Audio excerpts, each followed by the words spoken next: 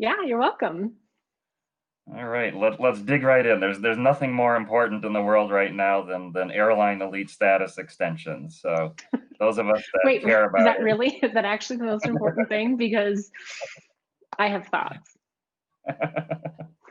it, give us the rundown for people that care enough to want to know but don't care enough to actually look it up. So So I what's the actually think this is summary the of the past? craziest thing because when I was in Morocco, like the 9th of March, so it was obvious that things were about to get complicated, but we weren't really at the point of things actually being super complicated. And United came out that week with basically a we're not going to do anything, which is this just the stupidest thing because obviously you're going to have to do something. You just haven't realized that yet and haven't had that meeting. So in a week, really a month, where all you had to do was say nothing, Hmm. they said exactly the wrong thing. So quickly, someone did math, and I don't know who started. I think it was Hyatt, maybe Hilton. Hilton did math and said, "Well, wait a second. If no one's staying It in was our Best hotel, Western that did it first, actually. even better. Best Western is an even better example.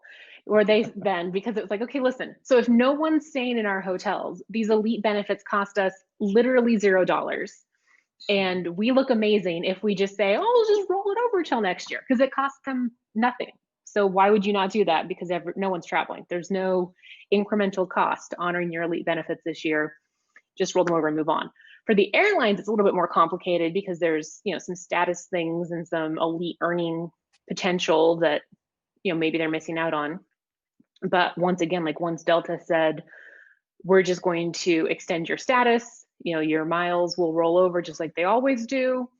So you have the opportunity to just whatever you earn this year, we'll apply it to next year and we'll figure it out from there. That's where we're at. And that's it's a more or less across the board for U.S. airlines, many major European airlines, some form. And maybe they have rolling calendars or different ways of counting, but more or less what you've got this year, you're probably going to have next year if you're starting to travel again and enjoy them. Yeah, pretty much. Even the programs that have some of those rolling years, they've done different things. Cathay Pacific was the first to come out and say, we're not necessarily rolling things over, but we're just going to give you the number of elite qualifying credits that you would probably have earned during this month had our planes not been grounded. And, we'll sort of figure it out. So we're seeing some of that. We're seeing some just extending to the next date of expiration. We're seeing some reduced thresholds, which is what would have made sense to me rather than just blanketing extending everything starting in April. Because there's the thought of like maybe we still want people to be able to travel and still incentivize them a little bit, but realistically we're all staying home until next year anyway, so it doesn't really matter. Yeah, and I've put your 1 mile at a time resource page, which is an incredible, useful guide to all the things coming and going. Thank you. We've We're got some very proud questions of that. here. We made that while I was flying back from Morocco, like on tap, on the internet, there on the Wi-Fi on the plane, which is outrageously expensive because they charge by the gigabyte. Like it needs to look like this, and it needs to have all these things, and we need to write this, and maintaining it has been a joy. Yeah. And for those that I see a lot of familiar faces from the Miles community joining in, but I for the can't see the names. That's the saddest thing. It just says Facebook user. Hello, people. yeah, and that for those that's the inside pool of Facebook last fall took away the option to live stream multiple people directly within the post. So we use a software called Be Live, and it doesn't pass the name of the commenter over to Be Live. So I watch the comments in real time in the Facebook page as well, and I'll I forward can watch the them later. questions over. Yeah, and then I can. Yeah, I'll and just do yeah, hard eyes at overnight right everybody who's into saying hi. Virgin is in trouble. Philip Dade says this is a Virgin Atlantic, 400,000 points. He's committed to burning them ASAP. Okay, How should well, so he? in general, regardless of the solvency of an airline, 400,000 points is a lot to keep in a program. So why would you not be spending them? You should spend your points. They do not increase in value ever in history. So spend your points. So with Virgin Atlantic, I don't know how much trouble they're really in because I don't have a strong sense of UK law and things like that. So one of two things can happen, or one of three things. One, you keep your miles, the program goes through administration, or the airline goes through administration, they spin off the loyalty program, and now it's like Virgin Atlantic plus Sainsbury's, and your points still go somewhere and you can redeem them for something. That's what happened with Air Canada and Aeroplan in the early 2000s. And your points are safe, they just work differently. You can redeem your points now for a ticket on a partner carrier, and that 50-50 would get honored in the case of the issuing airline going insolvent. It depends on sort of their agreements and how they handle all of those things. But if you have And Virgin that's what I Atlantic, read in one of your posts. It was either in the comments or in the post recently, the idea that because until the flight is actually flown, it's likely that the airline that you had the miles with and booked the ticket with has not paid the operating airline. correct, And if the operating airline isn't thinking it's going to get paid, they might not just honor that ticket. correct. So, Virgin Atlantic, the best redemption is on ANA. I don't know how that would work in terms of if the airline becomes insolvent, but I'd feel really comfortable issuing a ticket on Delta. I mean, they own basically half of Virgin Atlantic, or even for travel to or from the UK, because as we often see when an airline goes insolvent, other carriers will step up and say, oh, well, we're going to help you get home, obviously, just because Thomas Cook is out of business, British Airways is going to help you get home. So. And they have very few low change fees. So it's like a $50 redeposit. And if it's a Delta flight where it's only what $5.60 if it's a single connection departing from the US, as I understand on the phone, they will waive the 50 and just take back the $5.60, similar to what British Airways does. The frequent miler guys did a post on that Yeah, I think little so. while ago. I haven't tried to do it recently, but I believe that that's the case. But even at 50, even if you're I guess booking it you're really convinced they're domestically, going out, you can just tie it up like an insurance sort of. It's tied up with that airline, and if things are good and you don't want to use it, you can later just cancel them out and get the miles back for like an insurance policy, perhaps. Yeah, so I have Yep. some Virgin Atlantic points. I don't have as many as Phil does, but I have quite a few. I will probably issue them for a ticket on ANA for next year because that's a trip that we want to take once we can. But if I had that many, then I'd probably also be booking some Delta domestic tickets because you might need those anyway. They're great value, especially for the transcon flights. It's almost enough for some of the African safari lodges in the Branson portfolio. That, but who knows if they're going to be operating? And so Virgin, right. They do have some non-flight partners like these. I mean, Necker Island is the famous one, and that's a little more complicated. You need status, but they have other Branson properties that I think the safari ones, if I remember, they start more around like 500,000. But then there's some ones. There's one in Morocco. There's one in maybe Scotland that are lower priced. Right. I was looking For a at that few one in nights. Morocco actually when we were there for this last trip because it's shockingly well priced as it is. So I don't know how many Virgin Atlantic points it requires, but it's not as remote as a lot of those other Branson properties. So maybe that lowers the cost down, and they have some different accommodation options. But it looks lovely, like right at the nestled up in the Atlas, and Yeah, that's sort of this more you my can find on the jam. Flying I'm not Club really a partner. Yeah. yeah. Go ahead. Yeah, just saying it's on the Virgin Atlantic Flying Club. It's like other partners and then Virgin Group, and then they list the hotels, I think is the thing. And so yeah, so names you're not seeing come through. So Mike Milifana, he's saying hello. Erica Vervo, there's three of her saying hi, it's me, it's Erica Vervo. Assumed that it's me was Erica just by default. Yeah. From Nomadic Matt. We're gonna have her a guest for sure on the show coming up. And let's see, Matthew Mansfield says hello. Yeah, Erica does say you can donate the miles to her, of course. Amy Gardner, Gil Saunders. Oh, he's got 900K VS points, so we need Gil's tips. And then Richard Kerr, he's got a question. Richard Kerr, of course, of founder of Award Travel 101 and now with the Points Guy, and incredible award travel mind. How do you book And a home gardener. stopover at NYC from gig every time you fly to ensure you get your hair done? Which Yeah. currency? So I typically pay for domestic flights, is what that comes down to for the most part, especially from Spokane. Like flights from Spokane are so cheap. So like I'll look at flights from Seattle, and like for international, they're obviously better from Seattle, but from Spokane, like this is the great example. So the most expensive ticket that I would purchase every year was always to Chicago seminars from San Diego, and it was always at least $600 round trip into like $700 and $800 depending on the year. From Mhm. Spokane, it's like 250. And there's granted Chicago is much closer to Spokane, but it's not like we price airfare rationally. And So, but Lee I of the New do. York But Yankees baseball hat is asking anyone having luck getting points refunds with Chase Sapphire points used via Expedia, etc.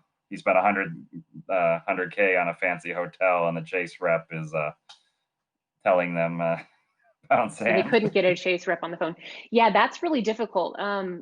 You just have to keep going with Chase to get through on that. And it's terrible. You might have to escalate to filing a DOT complaint. But um, yep, that's terrible. I would say this is maybe a good reason to not redeem through the Chase portal now that it's partnered with Expedia. It's sort of terrible. Yeah, I haven't used those. I think of comparable when City made changes of who was handling things, and it can be dramatic. It seems like the same credit card program, but a dramatic difference in inability to get anything done. Yeah. Well, and just I mean anything going through Expedia is you're taking a Geez, risk. so yeah. James is 70 plus flights on AirAsia has got his the big points are cashing out for a stack of Pringles. So there's I there's mean, it's better there's than good, nothing. yeah. So don't use OTAs, use OTAs. Is this a lesson to never use OTAs, or is this specific to the credit card programs hiring services like Expedia?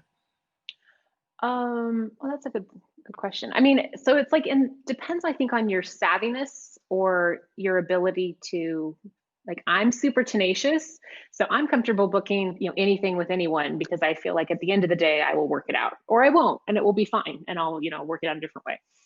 But like when we were coming back from this last trip, everyone was so worried. And by everyone, I mean like our family members who get their news from Facebook.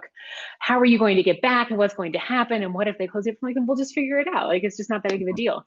So if you are not like that, I would not book through an OTA, especially right now, just because we don't know what's going on. And the OTAs are making things complicated. It's not like they offer better fares than booking directly with the carrier. So I like to book directly with the airline or with their partners, depending on the circumstances.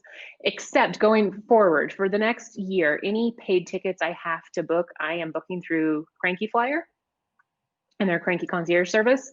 They charge like an extra some number of dollars. It's not a lot. It's like $20 domestically, $40 internationally, and they monitor the situation for you. So if I have to book tickets for my parents, like that's what I'm doing. And then Brett and his fellow airline dorks will deal with it when or if the flight gets canceled or changed or whatever, and dealing with all the refund policies. And that's my hard plug for someone else's business because I And think so it's a this is a brilliant site model. Cranky Flyer, which if you want airline industry analysis, that's also a go-to place.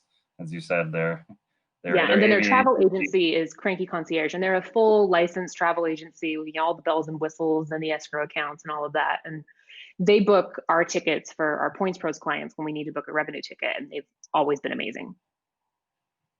And all of our listeners are now going to multitask or disappear because Zach is saying the Air France La Premiere airfare is back, Mexico to Bombay. So Okay, well here, you let won't me buy help you into with this. it. Let me bring let me be the old lady in miles and points, which I haven't gotten to be for a while, but let me just tell you, Air Okay. France has never in their history of the carrier honored a mistake fare.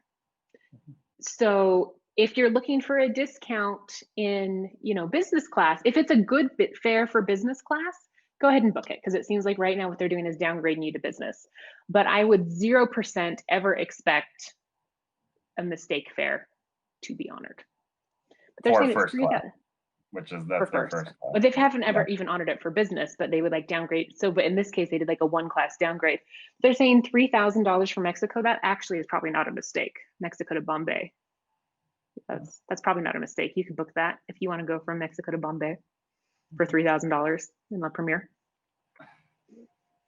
And Yuha's asking, what happens to our airline, hotel currencies, miles, gift cards, certs if the companies file for bankruptcy? So bankruptcy would apply to U.S.-based companies. Administration is the term of art. The and Commonwealth term. U.S.-based ones where you probably have more expertise.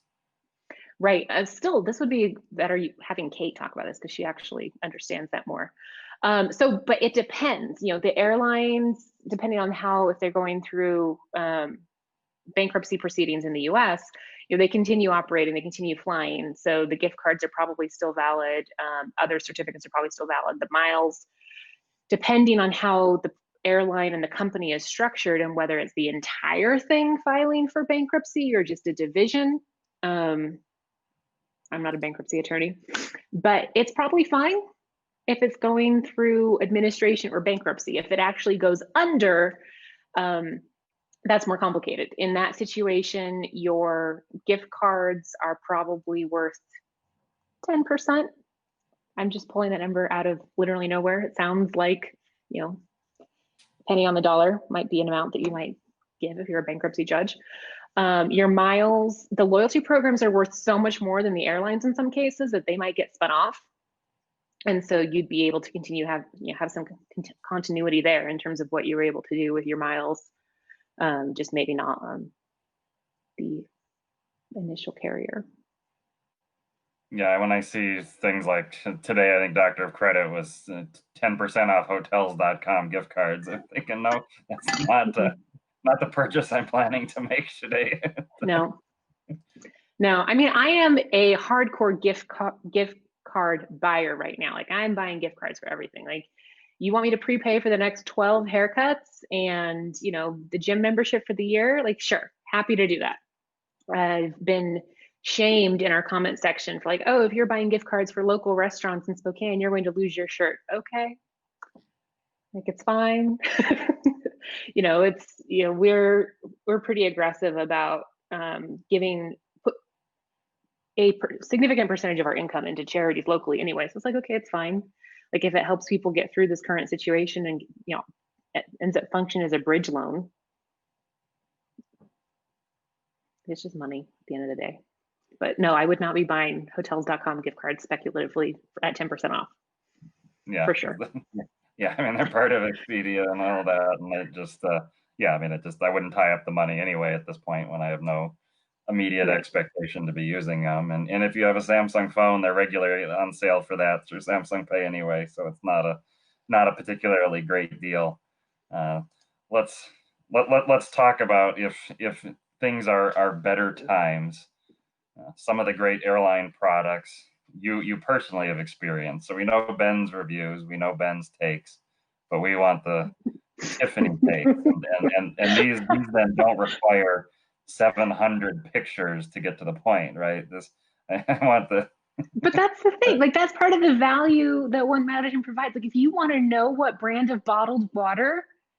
But that's why Gil has 700,000 Virgin, because he's looking at 70 pictures per review, and he's not burned. He also has a goddaughter in the UK, so he's back and forth all the time and needs to use his miles rather than always buying paid tickets, no matter how good of a deal it is.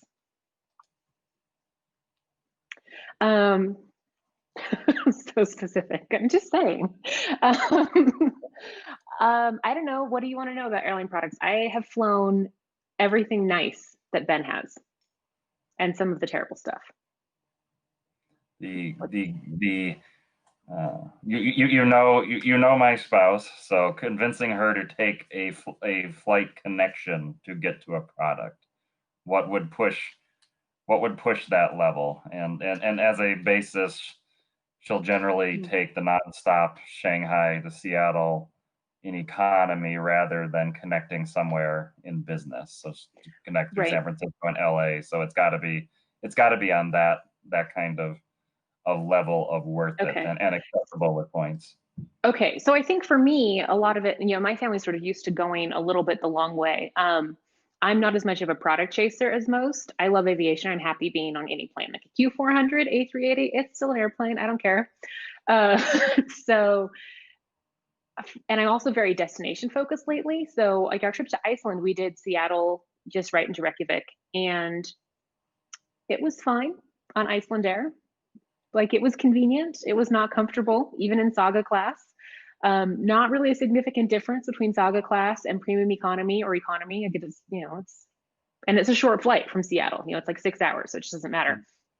Um, Somebody's asking about Australia, and I'd say that is one where I would absolutely go out of my way to have a better product because it's a long flight.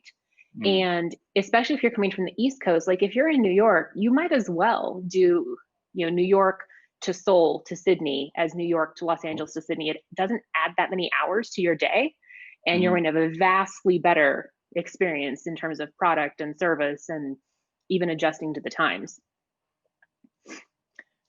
So and especially being in Spokane, everything is out of your way. So if I have to take one flight domestically and then two to get to my destination, that's fine. Like I'd rather fly. There's so much parity in transatlantic business class products right now that I wouldn't go out of my way to have a particular one. Okay. I would probably go out of my way for first. When we went to Egypt last year with my niece, we flew, it was all very last minute, so that was fun. But we did Seattle to New York on JetBlue Mint. And Richard, if you're wondering how I have time to get my hair cut, it's because like that flight gets in at 6 in the morning. And then the Mm. connecting flight on Lufthansa first is at 4. So that's a whole day in Manhattan to do Manhattan things. And then we did Lufthansa to Frankfurt and then Frankfurt to Cairo. And the Frankfurt to Cairo was on an Egypt Air, like 777. So it was also lie flat seats, even though it was a like 5 or 6 hour flight. How about heading North America to Southern South America? Any products worth chasing? No, Again, let's say we go back to January. no. I would never chase product to South America. There's nothing amazing. There's just things are fine. Like Aeromexico has a nice product on their 787. LATAM has a new product, and those are nice. But from the West Coast, especially like in order to chase a product, you'd have to fly to the East Coast and then go south. And why? West Coast people, I would just take Aeromexico is probably your best option, and they fly to a lot of even smaller airports on the West Coast.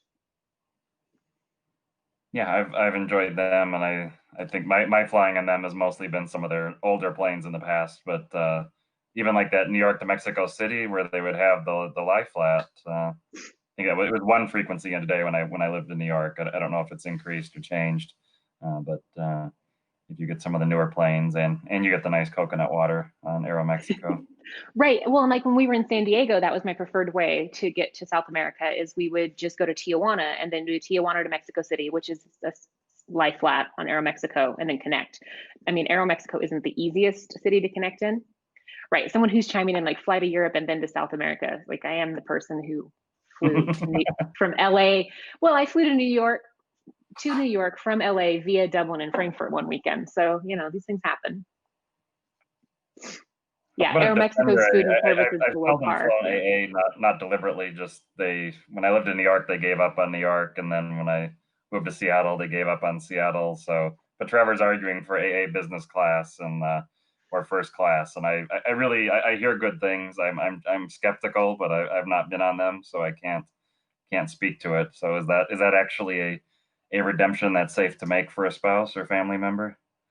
yeah, so that's the thing is that US Airlines business class is fine. Like it's business class, it's better than economy. There's Wi-Fi, there's expansive IFE. Like that's the other thing. Iceland Air, they had 52 selections in their IFE, Hmm. of which 20 probably were little blurbs from the Icelandic tourism department, and they were so awkward and terrible. It's like there was nothing to watch, and they had very random things like the third Harry Potter movie, which I would argue is probably the best one. So if you're only going to have one, like that's the The one to Prisoner of choose. Azkaban, or Yeah, but yeah, why one and why the yeah, third one? Like just yeah. no, completely nonsensical. But it was by Global Eagle, which is the worst IFE provider. So whatever. But the U.S. carriers have a good business Okay, plan, a educate lot me. more fun, IFE providers, I don't know. and you don't need to. It is literally the least interesting thing possible. Okay, which airlines worldwide are your favorite IFE experience then? Singapore is the best. Everybody else can go home. Got the most selection, and they'll have things like 9 seasons of a television show. Now, do they censor or edit a lot of versions, or are they the real I don't deal? know. I don't know that I am a censored television watcher to know. They don't censor as much as Qatar, for sure. I mean, like Delta will censor like the Jackie Robinson movie. I mean, this is not Right. Well, this is not Delta, it's extreme an stuff in Atlanta-based law airline, and safety. Atlanta is in Georgia, and you know, so The my vote is for Aeroflot. Absolutely love their movie selection. I've only flown them a few times, but incredible diversity of movies from all over the world, as well as really deep, interesting stuff from Russia to different areas that you can get a taste of. United, I've often liked, and AA I think doesn't ever censor stuff, which I feel like either put it on real or don't or put it just on. don't. I'm a bit Yeah, I militant about that. I love Somebody was Aeroflot. asking, One of my how favorite did I business know class Prisoner products. of Azkaban? I've actually never read the Harry Potter books. Amy was asking that. I listened to the BBC's weekly film show, Kermode and Mayo's film reviews, and they always talk about Azkaban being the best of the. I've seen all the films, and they always talk about that being the best one. So I knew it by name, not as the sequence. See, I guess the IFE. Oh, Cathay Pacific, a good vote for Cathay. Yeah, I recently flew Cathay in February, and like their IFE a lot. Yeah, Uh, so I am not an IFE watcher. This is probably going to, I don't know that I've disclosed this publicly. Like, I actually can't comment on Lufthansa's IFE because I've literally never turned it on. I turn on the map, or if there's a tail cam, I'll turn on the tail cam. And then I'll switch to the map, and that's it for me. That's what I watch. oh, the one that surprised me, since we'll keep talking about a subject that you don't care about it. The one that surprised me was I flew Emirates for the first time in February, getting back from Antarctica, walk-up ticket. It was the only one that would get me that night to get back to Mm-hmm. Seattle by the next day, and I was in a middle seat for the Cape Town to Dubai. That was not ideal. I was able to switch to an aisle, a totally sold out flight for the hop up to Seattle. But I was surprised the selection, and compared to something like Saudi or Etihad, that they didn't really chop up many of the movies. And that was, yeah. So that was my first time on Emirates. I was in the nearly the very last row, and it was just the only seat left was on the plane. But I was able, but they were selling Cape Town to Seattle as a real one-way fare for like $700, and it was an hour before departure, so none of the points programs in terms of like city card. Yeah, I think there was a restriction because it was international departure. It had to be like issued more than 24 hours, so I ended up just paying cash to save what essentially was a 2 day savings. But yeah, the ME3, I've only flown Etihad in business. I've heard Qatar. Have you flown the what is it, the Q suites? Mm-hmm. Is that really the best now, or It's beautiful. There's a lot of things about it that are the best. The challenge with Qatar is always how good is your crew, and by how good is your crew, it's like how happy are they? Because they're generally always pretty junior. If you're, it's just the whole nature of the situation there. Um, so I controversially don't love the seat. Um, I do and I don't. Like I love it. I like the idea of being seated next to someone. Like that's really fun. I flew with my husband, who is a hot sleeper and a clingosaurus, and hmm. so it was just like it was too much. And then Qantas, doesn't have this, but Virgin Australia does, and Air Canada's seat does, where like the tray table is under the window. It's sort of like Virgin Atlantic's new seat, just the way that it folds out. If you're a side sleeper who sleeps with your legs stretched out, then at least for me, then the blanket like touched the top and it was so claustrophobic, I just couldn't handle it. So fun experience, beautiful product, very social. I enjoyed all of that, but I couldn't sleep because it was too claustrophobic and it just like made my skin crawl. Yeah, I feel that way. As you know, I'm not often a premium cabin flyer. I'm a putting spouse in premium cabin flyer, and yeah, I guess now I could do it more because I'm taking fewer trips and have the points to make it. But Mm-hmm.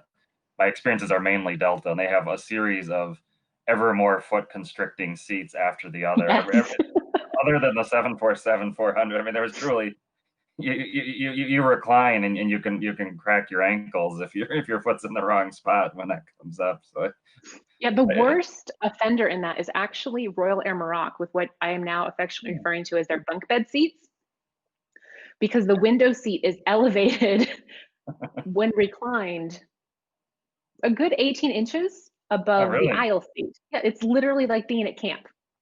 And I flew with my sister and like we knew it was going to be the case and we reclined and like the footwells were completely nonsensical and in the aisle she had like no footwell. I at least had more against the bulkhead. Is one And then I was like, higher than the other? So you're calling it bunk yes, bed? it's like this. Yeah. It's crazy. I mean, everything about that flight was pretty terrible, but it was Okay, so if 5 somebody is hours and booking 50 that minutes from flight, Dulles to what's the seat Casablanca. they should book if they're traveling alone, and what's the seat they should book if they're traveling in a Oh, couple? oh, it doesn't matter. It's all Oh, cluster. I mean, if you're traveling alone, anytime it's 222, I think you want to be in the middle, okay. right? Just so that you preserve your aisle access and you don't have to, establish tribal allegiance with the person who is either blocking or being blocked. Um, I mean, the benefit of that flight was 5 hours and 50 minutes from Dulles to Casablanca. Hmm. So that's why you take that flight. It's not nice. How about the doors? I'm not a fan of the Delta doors. I haven't. I guess the only other door I've seen is the JetBlue, which is I mean, that seems I'm not a door fan. I know it's like really, really trendy to be like, oh, it's so private. Like, what are you doing on a plane that you need that much privacy? I don't get it. I don't feel like it's any quieter, and it's not actually private because everybody can still see over the door. I don't know. I don't get it. It's like that. and it gets better. I've only tried the Delta one, and I was trying to get it to lower down or something, and I clearly pushed the wrong button because the panel fell off the seat Right. Well, into the the Delta ones aisle. are terrible and actually unsafe. Like I went so far as to when Ben and I flew the Delta A350 when it first launched and we flew it to Beijing. And by the time we were halfway through the flight, it was like, I have to hard recommend against this until the crew actually knows how to operate the doors. It gets actually unsafe. If I were traveling with my nephew who is 10, he knows how airplanes work and he watches safety videos for fun because especially like there's that Lego one that Turkish has. So, good job on that for getting kids to pay attention to it. There's no way that a child or a senior or anyone feeble could operate those doors in the case of an emergency. So they're just going to die because the flight attendants don't know how to operate the doors either. So, like, not a good idea. Not recommended. Save the weight. Keep your doors off the planes. Although I guess maybe now with social distancing, people might be really into doors. They might be mandatory even in economy. So, That would be interesting.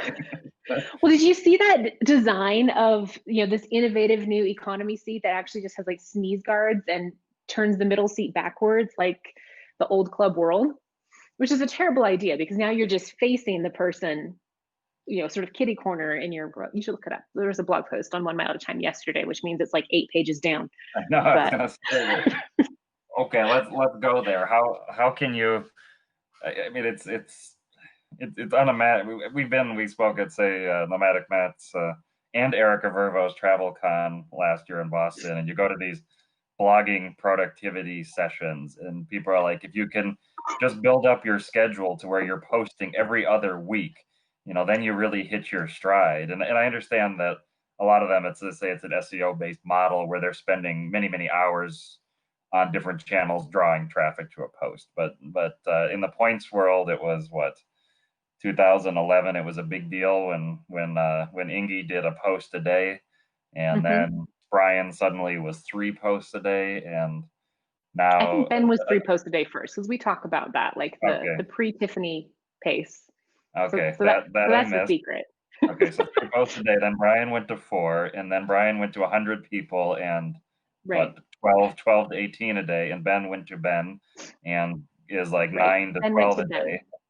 Right. Ben by himself doing 8 posts. Meanwhile, like Red Ventures and their billions of dollars and their 140 people, or they're doing a lot. Like they're doing like 60 posts a day. I'd actually would be so mad if I were writing there, because it's like, what? You couldn't even keep this on the top of the homepage for like 14 seconds. And it's the nature of their model. Like they have so many people and so much content, and it's great content. I just don't know, I'm sure that it gets read. They have so many eyeballs and they're so good at the top of the funnel. But I think I would still be like, even now when I write something, Ben will be like, can I publish this now? Or do you want me to wait until it can sit on the page for a bit? I'm like, oh, I don't care. But I care a That little was bit. the lingo you used, that I top of the funnel. What does that mean? Well, I mean, you know how funnels work, I but I have a right? little Like bit of a concept for the, this the, audience. the shape of a funnel. Yeah. So it's just like some sites are really great at like getting people to their site and getting people into the top of the funnel. And then like hopefully you have more content that gets more and more detailed and narrowed as it goes. Other sites, like 1 mile at a time, we just start with the super detailed, like collegiate level miles and point stuff and hope that maybe All someone of that finds it funnel interesting. turning together, and finally at the end of the bottom droplets of TPG funnel is Richard Kerr stuff. Is that my conclusion? Um, Maybe. The problem is they don't have a middle of their funnel. I think they know it. Richard knows it probably better than anybody. So you just have to start at the bottom. Start with Richard. Yeah. Well, I mean, the challenge there is that you've got like a lot of entry level content, and then you've got like Richard's super expert stuff. How do you get your reader between there in a way that where they actually understand it? I don't know. So We struggle with it how too. do you get a reader to understand it? You guys, I think I first saw 1 mile at a time. I was living in China, so that must have been 2008 or nine, maybe 10-ish, and it was a flood of complexity to me then. I was Yeah. using Oh no. Northwest To be program. clear, and this is somebody's, I can't see who it is who is saying it's a burn. Like it's not a burn. Like that's their business model. They do really well with it. Like they make bajillions of dollars. Meanwhile, like we don't. So it's not a burn. Christine It's just Hall, very different. is she in Thailand, I believe, right now? Yeah. Yeah. Yeah. We're But not great how at it do you? either. Yeah. It's really hard for us because we have the really loyal audience who gets really unhappy if there's any content that's not brand new and customized to them. So it's a struggle. Because I would like to And be like, so here is all the like middle level content that you would like to have. And so we're experimenting with some stuff of, if I can, we generally feel like Ben writes 60 posts a week, maybe 50 right now. He's trying to do a little bit less. If mhm. we can get like 2 of them to be intermediate level, then that's potentially a good ratio where people don't complain about the content being too basic for them, and other people don't feel like, oh gosh, that was everything here is just unapproachable. Intermediate level for this world, though, I guess is already still incredibly advanced. And I I guess mean, so not many sites, necessarily. so many I sites think a start lot of the the like, beginner guide and they never get past the first page of the beginner guide. Right. yeah, people generally complete our beginner's guide. They go through it, but it's really simple and very, very basic. Like I wrote that. I remember writing it like in my apartment in Sicily. So like 2014. Hmm. And so it's very like key concepts, right? Like these are the concepts that you need in order to understand it, not get overwhelmed. Like you just need to know the airlines have alliances and partnerships. You don't need to know what they are. Things like that. Try not to get too deep with that stuff. And then the counter comment is always want more advanced and Yeah, I mean, and I'd like to write more advanced, but there's only so many hours in the day. And I guess that's to your question of when people are like, hey, if they want to blog and be consistent, I think being consistent is the most important thing you can do as any kind of content creator, whether that's once a month and people know to look forward to it, like, oh, it's the 3rd, it's going to be blog post day, or whatever else, is being consistent and creating that consistency in your life and your schedule. So for Ben and I, at first, we did everything together. We were like running points pros together. We were doing blog stuff together. We were just doing all of it. And you'd think that basically then you're working twice as hard, you'd be twice as effective, but that's not the case at all. And where we've settled out and is much more effective for us is really outrageous, inflexible schedule blocking. So, Ben blogs and he has his hours a day where he's like, I blog. And literally, if his apartment were on fire, he would take his laptop, he would tether, and he would continue blogging because it is time for blogging. And I schedule things the same way. Laptop. I've stared in amazement that truly nothing can intrude on that. It's like a Gatling gun of typing. Mm-hmm. Yeah. And, and I try and do the same thing where it's like, okay, like I only check email twice a day and in certain blocks and just break things out. And this is the time that I spend doing this. This is the time I spend on these business activities. This is the time I spend, mentoring my people. This is the time that I spend dealing with comments, whatever. And I think that approach scales regardless of how big or small your business is. And you read every single comment on 1 Mile at a Time. Is that correct? For my sins, yes. It is an incredible comment section. There's posts I'll target that I know the comments will be really good, and of course the favorites of people that I know, like a Sean M, if it's anything to do with Africa aviation or Middle East aviation, that I'll search out. Another thing I think for blog readers that are used to the everyday flood is this idea over the past few years, especially with the search engine optimization, where a site that has one very comprehensive article on United Mileage Plus is going to go to the top of the list compared to Ben having 1,000 different posts on it. And so I know you've gone through a process of trying to get, it'll never probably be that one post, but talk about that process when you've got such a complex, content-rich site of getting it so it actually fits into the way that the internet works now. Exactly. Like the number of experts who I've seen be like, oh my gosh, with 1 Mile at a Time and that's on any topic. Like we don't fit into any molds, which we're sort of proud of, but sometimes it's not convenient. Like we're publishing a survey this week and I just want to be able to use the survey tool at like sensible pricing. But it doesn't work that way. It never works that way. And 1 Mile at a Time is just this amazing different beast. So with a lot of that content, part of the challenge is that, we've written a guide to how to use United Mileage Plus miles like every year for 13 years. Which one is best? Is it the most recent one?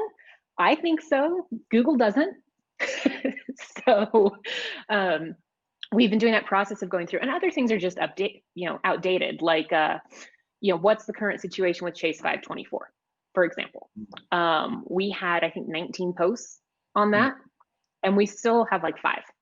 But it's going through and like, what is actually the current situation? Like if a reader comes to a post that is old and we can insert a little blurb at the top that says like, hey, this has changed, go to look at this post instead. Or is it better to just delete that post entirely so that no one finds it because it's not helpful anymore? It's not accurate. It reflects the 2016 524, not the 2020 ones. So there's a lot of that. And Matthew Mansfield is asking about how about making it premium content for more advanced material. More writers I enjoy are using Substack for their newsletters, and if you want the exceptional content, you pay for it, like the browser. I subscribe to the browser as well, other related material. I think that's great for a lot of sites. We would never do it at 1 Mile at a Time. Like it's just part of our philosophy to this space and making more travel more accessible. You can't do that behind a paywall. So it's just, we wouldn't do that. Like we would probably just put out a tip jar and be like, we're not going to put anything behind a paywall, but if you, like to give us $1, that's great. But we've done okay with our other methods of monetization. That's interesting to me. People I would assume that are watching are familiar with the credit card affiliate marketing, which in good times can be very good, and they may have their opinions on that. But in terms of formats, whether it's premium, whether video, different things, points bloggers seem incredibly resistant to trying anything new. You think, I mean, Greg Frequent Miler is one of the few that's appearing on video now, whereas general travel blogs, it seems like YouTube has swallowed Right. almost all of the blogs, and I don't know how to explain that because they're interesting, creative people, but and I feel the same way. It's Right. like I do not want to try anything other than a blog. Right. Well, I mean, I think it for some sites it certainly makes sense. And, so from a business perspective, if it were strict a business decision, if we were not like these independent, scrappy counterculture humans, I would put a lot of the trip report content behind a paywall because we lose money on it. Like it's not profitable. It's not at all, like at all.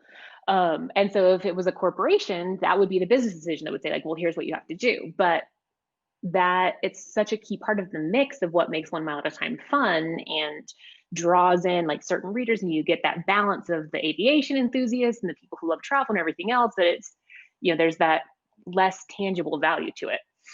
So I mean, we had the conversation about doing something premium. It's certainly popular right now as everybody's trying to figure out new revenue streams, but it just, I felt like where we were going to settle out would be that like if there was anything that we felt was good enough to make it premium content, we would want more people to read it. Mm. And so that's just us. Yeah, and it is something that anybody with an internet presence will talk about their community, or I hate the term followers, but you guys actually have this incredible resource of people that's waiting to Right, it's a type community. We incredible would comments never on say every followers post. at all. Yeah, we would never say followers at all. Yeah, he's beyond. And I think I remember that time. What was it? You guys were in, I think we were all in Hong Kong or something, but weren't actually physically seeing each other. And it was like the really famous blogger We Ben were is just social trying to, distancing before it was cool. yeah, was just trying to get his morning coffee, and some Instagrammers with like 100 followers, what took 2 hours to take a picture of Oh their yes. coffee. Yes, Yeah. in the Grand Club in Hong Kong. I mean, you know me, I will always be taking pictures of the Instagrammers with their drones and their, yeah. Um, I'm also happy to answer this question since we're talking about this person who I'm sorry, I can't see who it is, who's wondering how blogs are faring now with affiliate links pretty much nuked. I don't know who that's from. Facebook user with the gray avatar. Let me Um, see, which is the comment? Sorry, it was I'm at scrolling up. 1846. So it's up a little bit. It sucks, but unlike some of the other sites, 1 Mile at a Time has never been solely dependent on affiliate revenue. That's not the model. I mean, I know we don't get as much attention for this as other sites, but we do try and do a good job. Like if there's a better offer somewhere, we've published it. I spend a lot of time fighting with a lot of our issuers in the agreements because sometimes, they have brand safety concerns that they try and hold you to, like, oh, if you partner with us on this one thing, then these are all these rules that we didn't previously disclose. But, we've done a lot of back and forth with that over the years, so we have a good relationship to where, we can generally be like, here's the better offer, or here's the situation, or just use the refer a friend link. But we've always had other ways of making money. We have display ads, which are terrible right now, but it's not totally zero. Our affiliate revenue isn't totally zero. We have Points Pros, which is negative money right now. And so that's exciting because obviously no one is booking award travel. So like it's not amazing, but we're also 13 years in and we run super, super, super lean. So I mean, You we're don't not have a amazing. senior editor and an associate editor, and We do. They're all named Ben, except for when they're named Lucky. I was thinking it's always fun to love and joke about TPG, but I was thinking that they could easily go, and you wouldn't want anyone to have to go through layoffs, but it could very easily lay off the wrong group and realize you have like 100 editors and no writers left, right? Because there's so many Right. so many titles. We also had a ton of freelancers. So I do feel for a lot of the people who were freelancing writing for TPG, and because it was so much like with what they were paying, it was so much more lucrative than writing on their own blogs. And I assume that they're probably not getting assignments in the current environment. And also they sort of let traffic on their own blogs dry up, and that makes me sad. Okay, let's talking about writers. So you guys have occasionally brave souls who will write articles on 1 Mile at a Time, and I admire all of them, and it's You're amazing the you're grief not they looking get. for a like writing gig. No, I'm not going to take that on, but yeah, I don't want my post covered within 13 seconds by another three Ben posts, but yeah, I mean the abuse they get of the first 50 comments are, "That's not Ben. Where's Ben? This doesn't sound like Ben. Are you not feeling well, Ben?" I mean, it's just Right. ridiculous, and the abuse, and Well, you've had. and to be clear, like I feel like a lot of that is on us. We've learned a lot over the years. Like, we first had Travis start writing, and Travis is amazing when it comes to miles and points. Like Oh, the United stuff I've learned from him is incredible. Yeah. well, and that's just the stuff that he'll share. Like Yeah. Travis is like the OG of deals and shenanigans and all the things, like the stuff that he does with his wife and his kids. Like they're all 1Ks, there's some there it's amazing. But so that was pretty controversial just because it was not Ben, but Travis had so much knowledge to bring, but he Mhm. also had different things and different approaches that were maybe more controversial. Like he's more deal focused, and that was at a time when the space wasn't as deal focused. It was before Doctor of Credit, and things like that. So maybe now a lot of Travis's more deal focused stuff would have been more appreciated in the community. And then we had James writing, and we just didn't really set him up well, I don't think, for what he wanted to write. And so that's sort of where we've realized now, like, Kate and Steph will write, and there's no like, where's Ben comments. Like, it's a very different voice. They're both excellent writers. Kate is so efficient with her language. Like that right there is the benefit of a law school education, because she'll Mhm. write something and I'll look at the word count. I'm like, it's 146 words. But then I read it, I'm like, no, you said everything.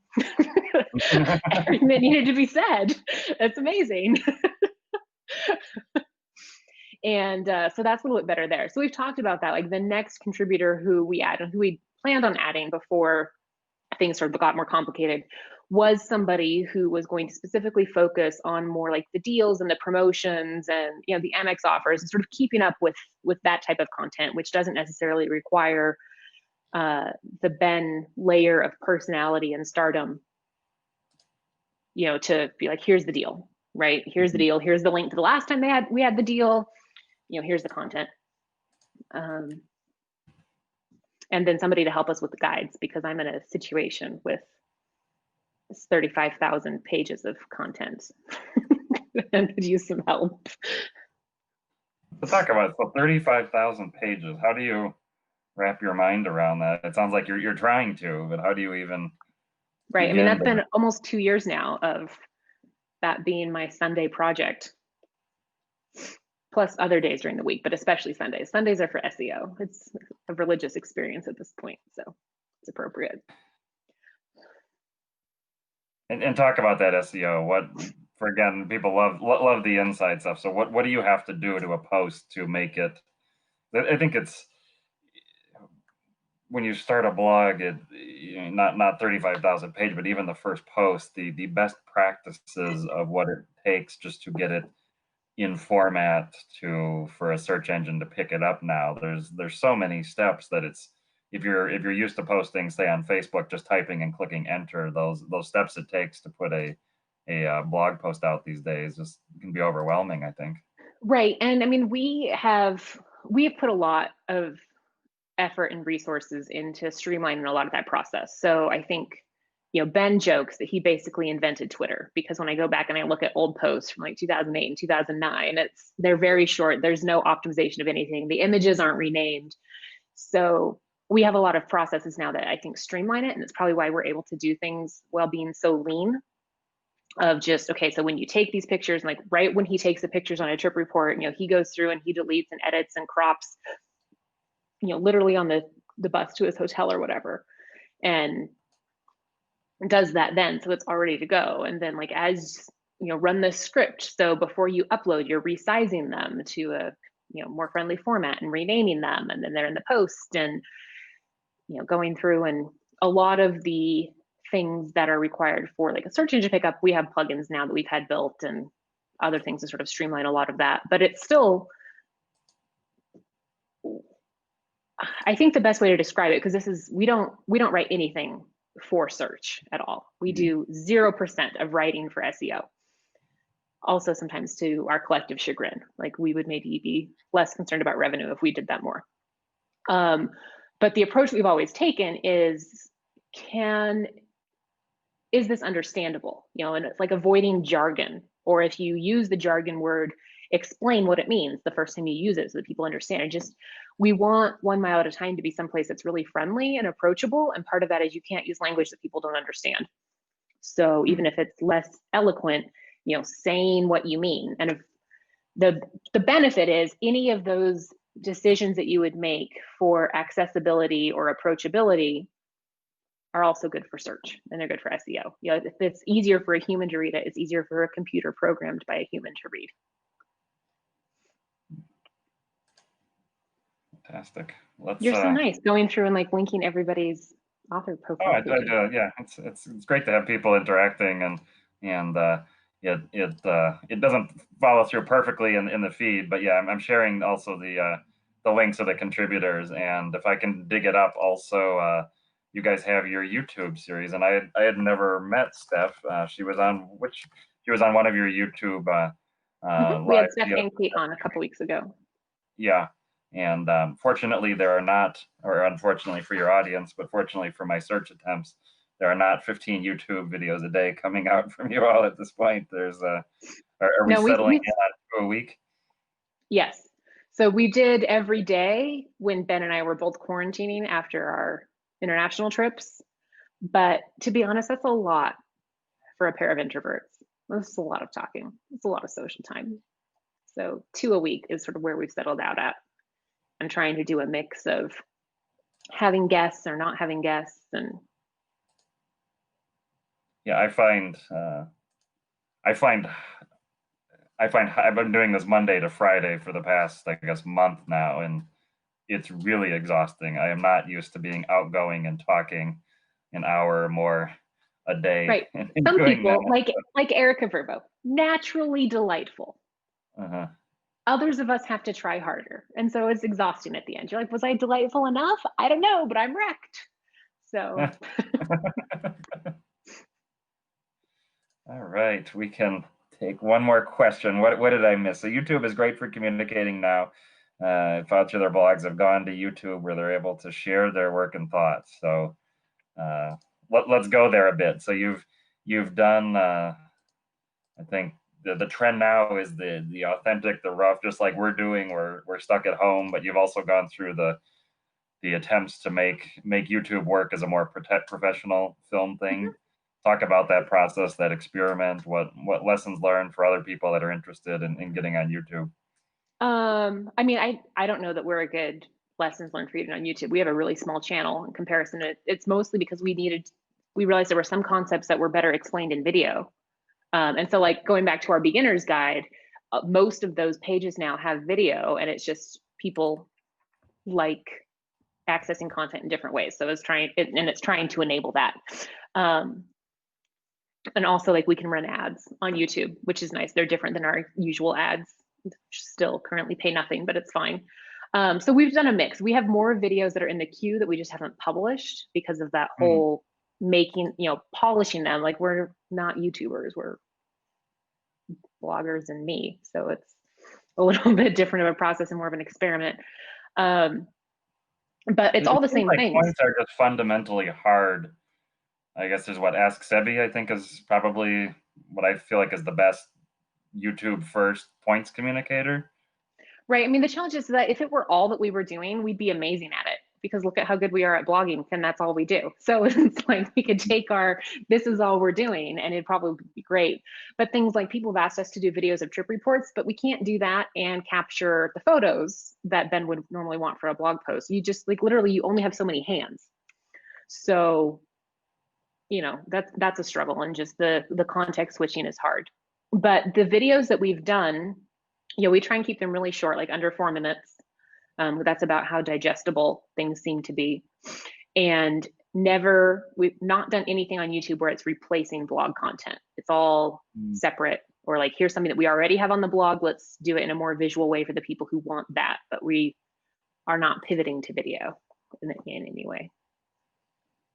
I was Yeah, not expecting this to be such a like blog mechanics Q&A conversation. It's much more fun.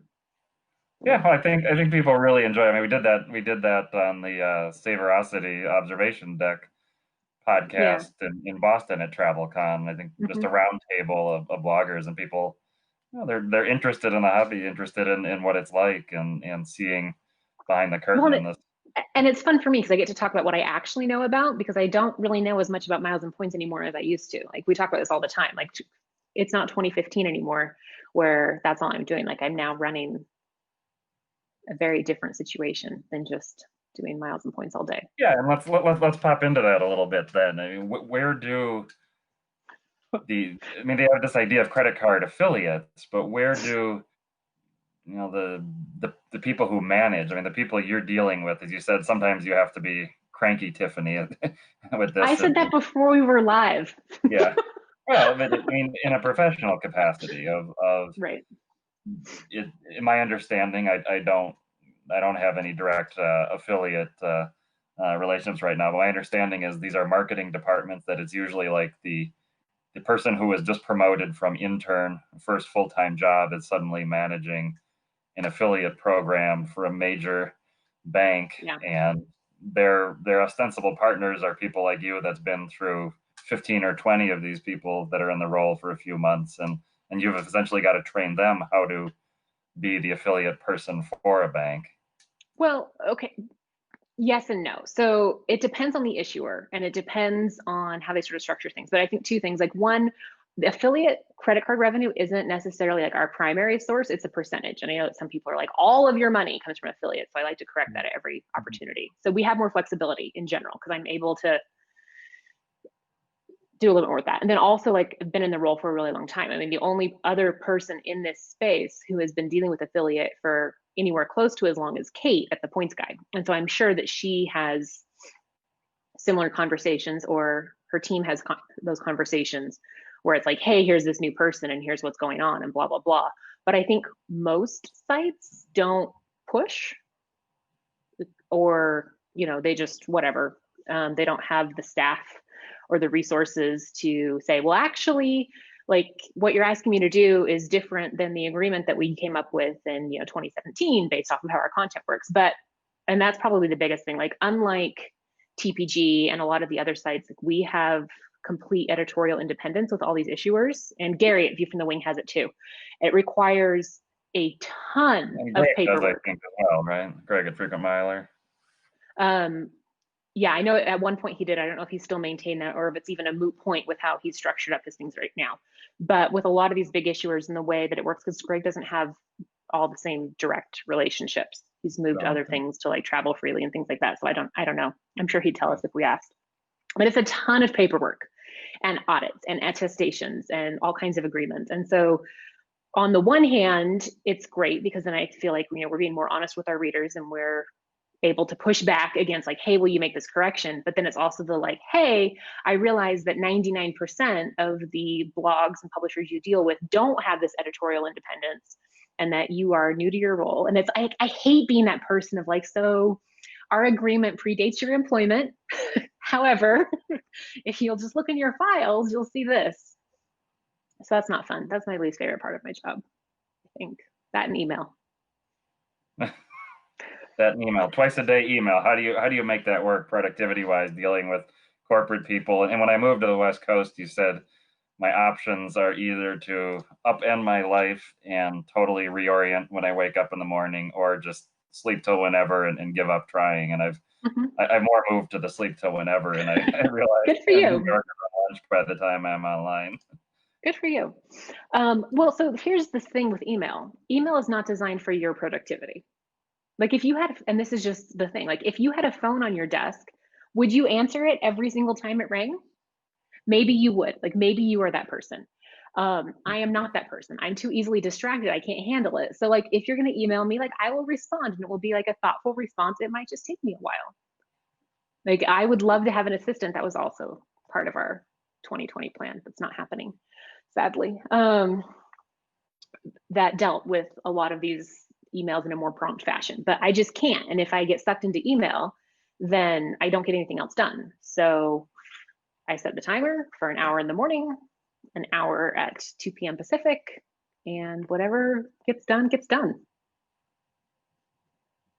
That's fantastic. It reminds me a bit of my expat days. I had more discipline that way when I was living in China, but I'd also be frustrated that a lot of people weren't oriented to working with me in that way, and they would wait. They would like do nothing because they had one question, which would be fine if you were doing the ping pong stuff, but it's going to be 10 hours till a reply. And Right, because but that like was, that's the thing. Like if I'm interacting with my team, like we're talking on Slack and we have a structure for that, and we unlike other places I've heard, set the defaults so that you can't be like getting notifications after hours unless you manually turn those on yourself.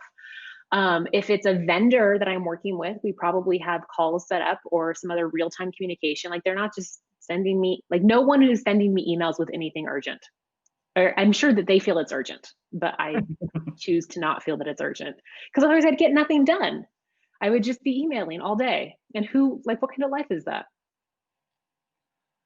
okay, how about we close with the master headline writer, Gilbert Ott. He likes provocative headlines, and he said it's the best time to start a travel blog because there's no money to be made, so you'll actually write what you want, and instead of writing for Google and that. And I think that's a question that's hard for any blogger to answer. It's somebody wants to start a blog. It's in the points world. It's usually I've been writing emails for my friends and family, and I want to share to the broader audience. And uh, yeah, points blogs. I feel like there haven't been all that many starting up in the past couple of years, and maybe that's the hobby's played out, or maybe it is commercial and that the money's not there, but you're interested in this area. I think the marathon running points people are covered. Some of the niches are covered, some aren't. But what's the what's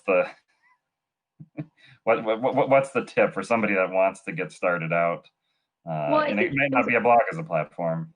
right, like with anything in life, if you want to be successful, you got to have something to say. Like you have to have something to say and feel so strongly that you are the only one who can say it. Like that has to be what motivates you to do this intense amount of content creation. Like especially in this current environment, it's freaking exhausting to be creating content and to be like you were saying, you're doing Facebook Lives, happy hours, Mm-hmm. 5 to 6 hours a week. Mm-hmm. But there's a little bit of that obligation that you assume when you start putting yourself out there on the internet and becoming that source. So you can't be successful at it, I don't think, at least not in the long game, if there's anything other than just like, I have this thing that I need to create. And that is the most important thing, whether it's, mugs or a blog or YouTube or whatever else, you've got to have that, I think, and have something to say that's different. And what isn't Not being just said different because in you're saying it. and what's different that isn't being said that you think are the gaps? I mean, I think Randy Peterson has often talked about there's a Delta specific, more or less blog. There's not the Southwest blog, which seems like, I mean, maybe Jen deals with you, like she's done There a doesn't need lot to in be. that There's nothing to area. say. But that's just the thing. Like these programs have become much more streamlined and they're less complicated. So it's like, oh, there's not like crazy loopholes anymore. So what are you gonna say about the Southwest program? Well, I think that's where you post the new schedule extension, right? Right. Southwest So has just that's extended their schedule. so that's one post. It's an evergreen post that you keep Right. updating. Right. So that's the only thing. I mean, I think if there's people with a very different perspective, people ask this with miles and points. I don't know what that is with miles and points. There is one person who I've talked to who I think has a really great idea and is still sort of struggling with how to execute it. Coming from a community of people who are mostly unbanked. And how do you make that logic leap from not just like participating in commercial banking? And it's not like they're unbanked for reasons. It's just unbanked because it's more generational and history of redlining and things like that. and start talking about miles and points as something that's accessible to that community. And, that's a big jump. So I think things like that, people who have a truly unique perspective on things, or if they have some other perspective or experience in their day job or something that has brought them, like, I love when you talk about something related with insurance, like, I know it's not like your hobby or something you're passionate about, but I feel really confident that, like, you've read all the fine print Mhm. and, with a discerning eye and understand it in a way that no one else does. And I'm not suggesting that anyone start a travel insurance blog, but Well, what is I it would that think you if have they and what like experiences are travel you with Grant, bringing? I look to him for he's made this little niche of one of his areas is he looks at all of the statements for his credit cards that we don't look at. We Right. have auto pay or just pay the bill. He actually downloads the PDF or maybe even gets the mailed paper versions. And time and again, he finds little gems of program term changes that never got announced another way. Mm-hmm. And nobody was doing that, and nobody's bothered to copy them because nobody else wants to look at these PDFs. But that's something that, yeah, it's anybody could do it, and he just happens to do it. And even like soft core card unboxing videos is another another one that Grant is doing, which you're shaking your head, but if you Right. These but are if things you like they appeal to someone. Like, if that's what you're passionate about, go for it. It's just, I'm not your audience. And I know that I'm not your audience. And you know that I'm not your audience. So we're all on the same page. It's fine. All right, we'll close right there. That's the perfect way to motivate people. Thank you all for joining tonight. Thank you, Tiffany, for your time. And she had no idea where the conversation was going. I didn't either, and I think that's what makes it more fun. So have a good night, everyone. See you next time.